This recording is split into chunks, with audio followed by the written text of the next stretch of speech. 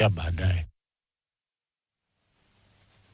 And women legislators are advocating for the swift implementation of the National Care Policy to promote gender equality.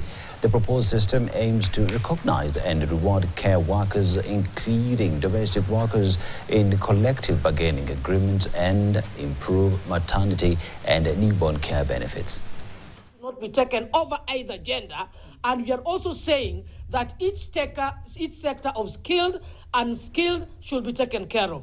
We are calling upon that each hour, each minute of work should be compensated. We are saying that even from the parliamentary, the National Assembly and the Senate, we have voiced out that with all the services that we are being provided for us to have an effective legislation point, we want the provision of the caregiving services right from the National Assembly, all the departmental work areas. Kupongeza fikra hii ya sera hii kwa sababu tunaenda kuona kina mama wakiweza kupata fursa sawia na kina baba katika kufanya kazi zao bila kutekeleza mahitaji ya mtoto ambayo anahitaji. Na wale wengine wengi ambao dada zetu na kaka zetu wanapeana huduma kule nchi za ugaibuni waweze kulipwa kwa kiwango